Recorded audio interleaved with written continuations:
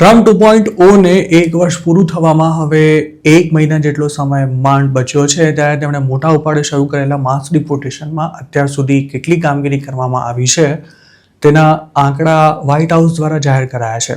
આ ડેટા અનુસાર ટ્રમ્પે સત્તા સંભાળી ત્યારથી યુએસના અલગ અલગ સ્ટેટ્સમાંથી 6 લાખ જેટલા ઇલીગલ ઇમિગ્રન્ટ્સને અરેસ્ટ કરવામાં આવ્યા છે. વ્હાઇટ હાઉસે કરેલા દાવા અનુસાર કોઈ એક જ વર્ષમાં આટલી મોટી સંખ્યામાં એલિયન્સને અરેસ્ટ કરાયા હોય તેઓ અત્યાર સુધીનો આ રેકોર્ડ છે. અરેસ્ટ અને ડિપોર્ટેશનની સાથે સાથે ટ્રમ્પ એડમિનિસ્ટ્રેશન સેલ્ફ ડિપોર્ટેશન પર પણ ખાસ ભાર મૂકી રહ્યું છે, જેનું સજ્જડ પરિણામ મળ્યું હોવાનો પણ તેમની સરકારનો દાવો છે. વ્હાઇટ હાઉસે આપેલી માહિતી અનુસાર છેલ્લા 11 મહિનાથી પણ ઓછા સમયમાં 2.5 મિલિયન એટલે કે 25 લાખથી પણ વધુ ઇલીગલ ઇમિગ્રન્ટ્સ અમેરિકા છોડીને ચાલ્યા ગયા છે. જોકે આ આંકડાનો આધાર શું છે તે અંગે વ્હાઇટ હાઉસે કોઈ સ્પષ્ટતા નથી કરી. ઇલીગલ એલિયન્સને કાઢવાની સાથે ટ્રમ્પ બોર્ડર પર પણ સખ્તી વધારી રહ્યા છે. તેવામાં તેમની ઓફિસનું કહ્યું છે કે બોર્ડર પેટ્રોલે છેલ્લા 7 મહિનાથી એક પણ ઇલીગલ ઇમિગ્રન્ટને જેલમાંથી રિલીઝ નથી કર્યો. મતલબ કે છેલ્લા 7 મહિનામાં ક્રોસિંગ કરતા પકડાયા બાદ રિલીઝ કરી દેવાયા હોય તેવા લોકોની સંખ્યા 0 થાય છે.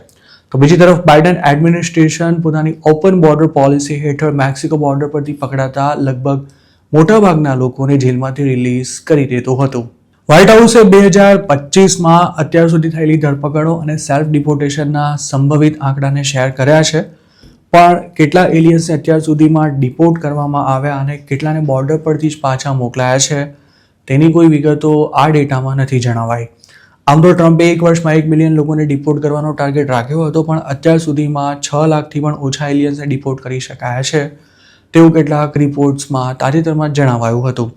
ડિપોર્ટેશનની પ્રક્રિયાને ઝડપી બનાવવા માટે આઈસ હવે 6 એરક્રાફ્ટ્સ પણ ખરીદી રહી છે અને સાથે જ 10,000 નવા એજન્ટ્સની ભરતી પણ ચાલુ છે.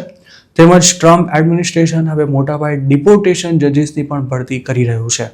જોકે આ તમામ કવાયત બાદ પણ 1 મિલિયન લોકોને ડિપોર્ટ કરવાનો ટાર્ગેટ ટ્રમ્પ એડમિનિસ્ટ્રેશન માટે મિશન ઇમ્પોસિબલ બની રહે તેવી શક્યતા પણ નકારી શકાય તેમ નથી.